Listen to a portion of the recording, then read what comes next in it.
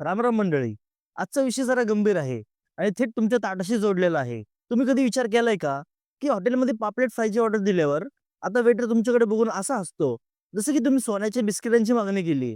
विषय असा आहे की आपला सिल्व्हर पॉम्फ्रेट म्हणजेच महाराष्ट्राच्या दर्याचा राजा पापलेट आता समुद्रातून गायब होतोय. एकेकाळी मुंबईच्या ससून डॉकमध्ये पापलेटच्या राशी असायच्या. तिथे आता फक्त प्लास्टिक आणि थोड्या मासाळ्या दिसताय. कोळी बांधव काळजीत आहेत. खवय्यांचे खिसे फाटताय आणि सरकार फक्त आकडेमोड करतंय. पण पापलेट नक्की जातोय कुठं? आजच्या या व्हिडिओमध्ये आपण पापलेटच्या विनाशाचा संपूर्ण इतिहास आणि भूगोल उघडणार आहोत. शेवटपर्यंत बघा. कारण हा विषय फक्त माशाचा नाही, तर आपल्या पर्यावरणाच्या विनाशाचा आहे. नमस्कार, आपण पाहता सावली कट्टा. आधी समजून घेऊया पापलेटचं महत्त्व. कोकण आणि मुंबईच्या संस्कृतीत पापलेटला व्हाईट गोल्ड मानतात. पहिलं, याची चव जगातल्या कोणत्याही माशाला येत नाही. दुसरं, निर्यात. भारत दरवर्षी करोडो रुपयांचे पापलेट चीन, जपान आणि आखाती देशांमध्ये पाठवतो.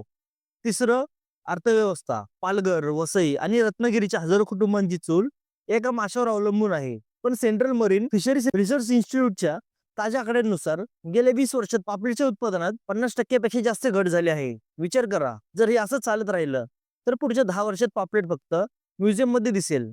आता या संकटाचं सर्वात मुख्य कारण लहान पिल्लांची शिकार. मित्रांनो, निसर्गाचा एक नियम आहे. जर तुम्हाला पीक हवं असेल, तर बियाणं वाचवावे लागतात. पण आपण काय करतोय? पापलेट जेव्हा केवळ 30 ते 40 ग्रामचे असतात, तेव्हाच त्याला जाळ्यात पकडतोय. हॉटेलमध्ये बेबी पापलेट म्हणून जे वाढलं जातं, ते प्रत्यक्षात पापलेटचं भविष्य असतं.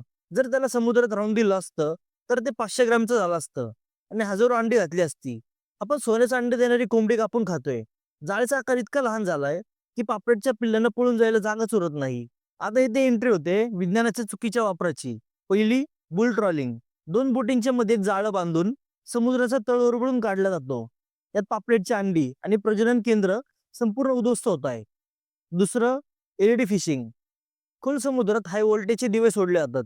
मासे प्रकाशाकडे आकर्षित होतात आणि एकाच वेळी हजारो मासे पकडले जातात. हे दोन्ही प्रकार बेकायदेशीर असूनही समुद्रात राजरोसपणे सुरू आहेत. पारंपरिक कोळी बांधव ओरडून सांगताय, पण मोठे ट्रॉलर्सच्या ताकदीपुढे यांचा आवाज दाबला जातोय. विषय फक्त मासेमारीचा नाही, तर हवामानाचाही आहे. ग्लोबल वॉर्मिंगमुळे अरबी समुद्राचं तापमान वाढलंय. पापलेट हा मासा थंड आणि स्वच्छ पाण्याला पसंती देतो. मुंबईच्या किनारपट्टीवर जे सांडपाणी आणि केमिकल समुद्रात सोडलं जातं, त्यामुळे डेड झोन तयार झालेत. तिथे ऑक्सिजन नसल्यामुळे पापलेट आता किनाऱ्यापासून लांब खोल समुद्रात पळून गेलाय. यामुळे छोट्या कोळी बांधवांना रिकाम्या हाताने परतावं लागतं.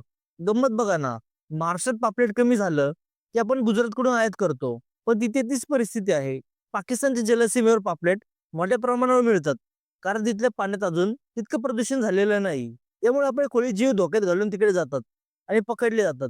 पापलेटची कमतरता आता आंतरराष्ट्रीय गुंतागुंत निर्माण करते. तर आता पहा उपाय. पहिलं, बेबी पापलेटला नाही म्हणा. जोपर्यंत ग्राहक हॉटेलमध्ये लहान पापलेट मागणं बंद करत नाही, तोपर्यंत मच्छीमार ते पकडणं बंद करणार नाही. दुसरं, सरकारने कडक नियम लावले पाहिजे. ब्रीडिंग सीझनमध्ये मासेमारीवर 100% बंदी हवी. तिसरं, समुद्राची स्वच्छता. प्लास्टिक आणि केमिकलवर नियंत्रण आणलं तरच पापलेट परत येतील. मित्रांनो, पापलेट हा मासा नाही, तर आपल्या कोकणाच्या संस्कृतीचा अविभाज्य भाग आहे. जर आपण आज जागरूक झालो नाही, तर पुढची पिढी आपल्याला विचारेल, पापलेट दिसतं कसं? तुम्हाला काय वाटतं? पापलेट वाचवण्यासाठी आपण काय करू शकतो? कमेंटमध्ये नक्की सांगा. आणि व्हिडिओ आवडला असेल तर जास्तीत जास्त शेअर करा. भेटूया पुढच्या विषयामध्ये. तोवर राम राम.